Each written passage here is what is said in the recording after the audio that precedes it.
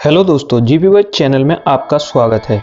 आज की वीडियो में हम आपको बताएंगे दिल्ली के झंडेवालान मंदिर के बनने के पीछे की कहानी, क्योंकि यह देश का इकलौता मंदिर है जहां खंडित मूर्ति की पूजा होती है और इसकी गुफा आज भी मौजूद है। और इस गुफा में प्राचीन मूर्ति में 2 अखंड ज्योति पिछले लगभग 80 वर्षों से लगातार प्रज्वलित हो रही हैं। अगर आप माता के भक्त हैं और इस मंदिर पर जा चुके हैं और या जाने की सोच रहे हैं तो हमारे चैनल को सब्सक्राइब कर दीजिए और वीडियो को पूरा देखिए, जिसमें कि आज हम इससे जुड़े कई रहस्यों को बताने वाले हैं। चलिए शुरू करते हैं। झंडेवाला मंदिर दिल्ली का एक ऐसा प्राचीन मंदिर है जिसकी स्थापना यूं तो 19वीं शताब्दी में हो गई थी, लेकिन जैसे जैसे समय आगे बढ़ रहा है वैसे वैसे इस मंदिर की लोकप्रियता भी बढ़ती जा रही है और मंदिर की मान्यता भी। यहाँ सिर्फ नवरात्रि के दिनों में ही नहीं, पूरे बरस ही भक्तों का तांता लगा रहता है। प्रति रविवार और मंगलवार को तो यहाँ एक दिन में 40 से 50 हजार भक्त देवी माँ के दर्शन के लिए आते हैं, जबकि साल में 2 बार नवरात्रि के 9 दिनों में तो भक्तों की यहाँ संख्या प्रतिदिन 1 लाख से भी अधिक तक हो जाती है।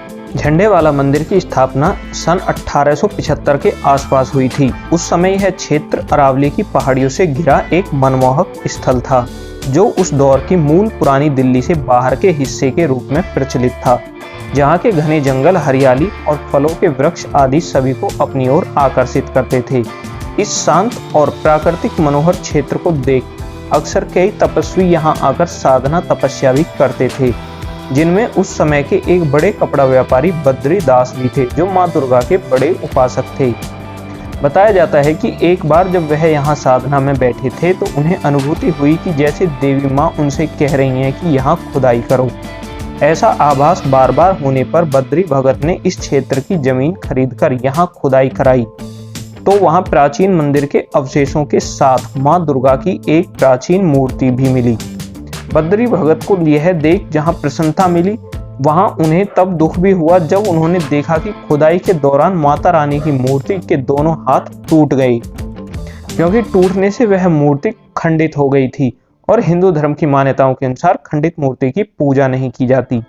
यह देख बद्रीदास विचलित हो गए। कहते हैं तब माँ दुर्गा ने उन्हें स्वप्न में आकर कहा कि तुम चिंता मत करो, यह पुरानी मूर्ति चांदी के हाथ लगवाकर यहीं नीचे गुफा में रहने दो और इसके ऊपर नए मंदिर का निर्माण करो, वहां नई मूर्ति की स्थापना कर देना, लेकिन जब भी ऊपर के नए मंदिर में पूजा हो तब नीचे गुफा में भी साथ साथ हो।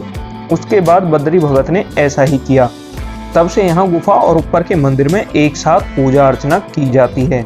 यहाँ यह भी बता दें कि जब बद्रीदास जी ने इस स्थान की खुदाई कराई तो उन्हें प्राचीन मंदिर के अवशेष और देवी माँ की मूर्ति के साथ एक झंडा भी मिला। हालांकि कुछ लोग कहते हैं कि झंडा खुदाई में नहीं मिला था, मंदिर बनने के पश्चात बद्री भगत ने खुद एक झंडा लेकर मंदिर की प्राचीर पर लगा दिया।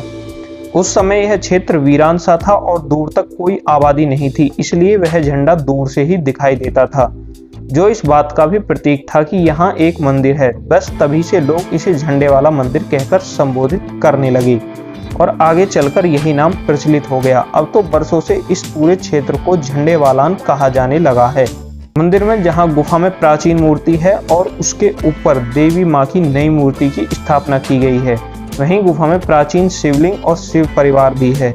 साथ ही काली माता, लक्ष्मी माता, वैष्णो माता, शीतला माता, संतोषी माता, गणेश जी और हनुमान जी की प्रतिमाओं की स्थापना भी यहाँ पर की गई है। बताया गया कि पूरे देश में एक यही मंदिर है जहाँ मूर्ति खंडित होने के बावजूद उसकी पूजा की जाती है। यह बात तो इस मंदिर को अन्य सभी मंदिर से खास बनाती ही है। साथ ही यह मान्यता है कि इस गुफा में देवी माँ के सामने सच्चे मन से प्रार्थना कर जो भी सच्ची कामना करता है वह पूरी होती है। यही कारण है कि दिन पर दिन यहाँ की लोकप्रियता और मान्यता बढ़ती जा रही है। झंडेवाला मंदिर की एक खास बात यह भी देखी गई है कि कार, स्कूटर और मोटरसाइकिल आदि वाहन खरीदने के बाद बहुत से लोग सबसे पहले इस मंदिर में ही पूजा के लिए आते हैं। लोगों का विश्वास है कि कार आदि खरीदने के बाद यदि यहाँ आकर पूजा की जाए तो माँ उनके वाहन के साथ उनको भी सुरक्षा प्रदान करती है। इस मंदिर का संचालन यूं तो सन 1944 से ही बद्री भगत झंडेवाला देवी मंदिर न्यास के पास था, लेकिन बीच में कुछ वर्षों के लिए कुछ पंडित परिवारों ने भी इसका जिम्मा अपने हाथ में ले लिया था। लेकिन सन 1980 के दशक के आरंभिक वर्षों में बद्री भगत झंडेवाला ट्रस्ट ने इसे पूरी तरह अपने हाथों में लिया हुआ है। इसके बाद ही मंदिर को नित्य भव्यता प्रदान करने के साथ यहाँ से चढ़ावे में प्राप्त धनराशि को जन कल्याण में लगाने की बड़ी प्रक्रिया आरंभ हुई। इस ट्रस्ट में मंदिर के संस्थापक भगत बद्री दास जी के वंशजों के साथ समाज के कई प्रतिष्ठित व्यक्ति प्रमुख पदों पर रहते हैं। इस समय बद्री भगत जी के वंशजों में नवीन कपूर मंदिर समिति के अध्यक्ष हैं, जबकि सुरेंद्र कपूर और रितु चावला ट्रस्टी हैं। पूर्व में विश्व हिंदू परिषद के अध्यक्ष रहे और राम जन्मभूमि मंदिर आंदोलन के प्रमुख अशोक सिंघल जी भी झंडेवाला मंदिर के न्यासी रह चुके हैं। वर्तमान में राष्ट्रीय स्वयंसेवक संघ के दिल्ली प्रांत संचालक और जाने माने समाज सेवी कुलभूषण आहूजा झंडेवाला मंदिर ट्रस्ट में सचिव हैं। यहाँ पर्यावरण की दृष्टि से भी मंदिर परिसर को प्रदूषण मुक्त बनाने के लिए भी विभिन्न प्रयास किए गए हैं। यहाँ तक मंदिर में चढ़ाए गए फूल और मालाओं से भी खाद बनाकर उसका सदुपयोग किया जाता है। मंदिर में आने वाले चढ़ावे को लेकर यहाँ पूर्ण पारदर्शिता अपनाने के साथ उस चढ़ावे से शिक्षा, स्वास्थ्य और महिला कल्याण आदि में कई अच्छे कार्य किए जा रहे हैं, जिसमें मंदिर परिषद में 2 निःशुल्क एलोपैथिक एवं होम्योपैथिक औषधालय भी चल रहे हैं। और उधर मंदिर ट्रस्ट ने मंडावली में एक संस्कृत वेद विद्यालय की भी स्थापना की है।